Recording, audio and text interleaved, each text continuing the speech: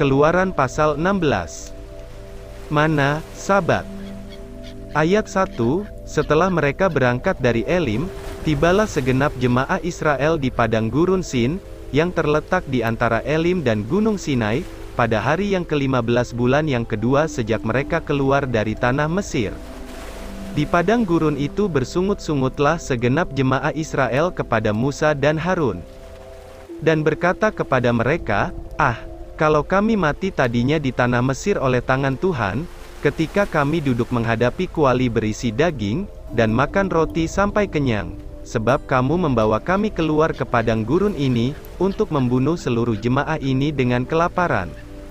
Lalu berfirmanlah Tuhan kepada Musa, Sesungguhnya aku akan menurunkan dari langit hujan roti bagimu, maka bangsa itu akan keluar dan memungut tiap-tiap hari sebanyak yang perlu untuk sehari, supaya mereka kucoba, apakah mereka hidup menurut hukumku atau tidak.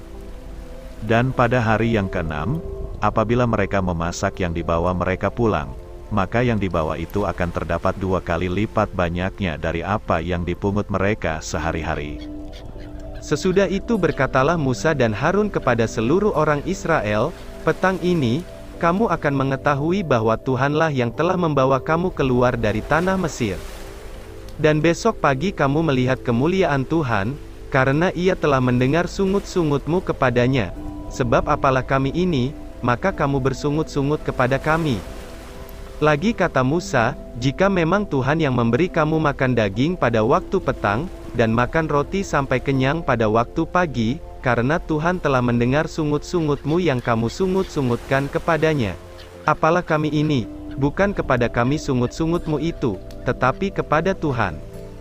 Kata Musa kepada Harun, katakanlah kepada segenap jemaah Israel, marilah dekat ke hadapan Tuhan, sebab Ia telah mendengar sungut-sungutmu. Dan sedang Harun berbicara kepada segenap jemaah Israel, mereka memalingkan mukanya ke arah padang gurun. Maka tampaklah kemuliaan Tuhan dalam awan.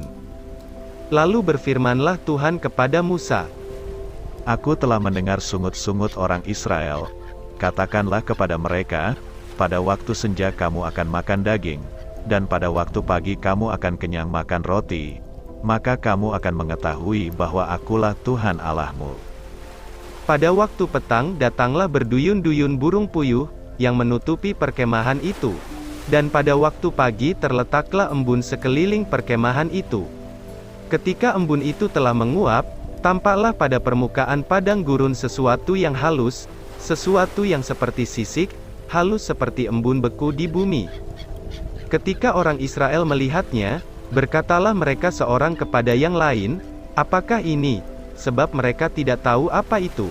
Tetapi Musa berkata kepada mereka, inilah roti yang diberikan Tuhan kepadamu menjadi makananmu. Beginilah perintah Tuhan, pungutlah itu tiap-tiap orang menurut keperluannya, masing-masing kamu boleh mengambil untuk seisi kemahnya, segomer seorang, menurut jumlah jiwa.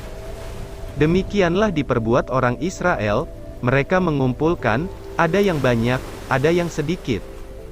Ketika mereka menakarnya dengan gomer, maka orang yang mengumpulkan banyak tidak kelebihan, dan orang yang mengumpulkan sedikit tidak kekurangan, tiap-tiap orang mengumpulkan menurut keperluannya. Musa berkata kepada mereka, seorang pun tidak boleh meninggalkan daripadanya sampai pagi. Tetapi ada yang tidak mendengarkan Musa, dan meninggalkan daripadanya sampai pagi, lalu berulat dan berbau busuk. Maka Musa menjadi marah kepada mereka. Setiap pagi mereka memungutnya, tiap-tiap orang menurut keperluannya. Tetapi ketika matahari panas, cairlah itu. Dan pada hari yang ke-6 mereka memungut roti itu 2 kali lipat banyaknya, 2 gomer untuk tiap-tiap orang. Dan datanglah semua pemimpin jemaah memberitahukannya kepada Musa.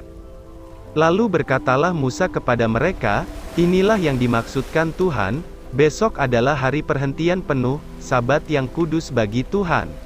Maka roti yang perlu kamu bakar, bakarlah, dan apa yang perlu kamu masak, masaklah, dan segala kelebihannya biarkanlah di tempatnya untuk disimpan sampai pagi. Mereka membiarkannya di tempatnya sampai keesokan harinya, seperti yang diperintahkan Musa. Lalu tidaklah berbau busuk, dan tidak ada ulat di dalamnya. Selanjutnya kata Musa, makanlah itu pada hari ini, sebab hari ini adalah Sabat untuk Tuhan. Pada hari ini tidaklah kamu mendapatnya di padang. 6 hari lamanya kamu memungutnya, tetapi pada hari yang ketujuh ada Sabat, maka roti itu tidak ada pada hari itu. Tetapi ketika pada hari ketujuh ada dari bangsa itu yang keluar memungutnya, tidaklah mereka mendapatnya.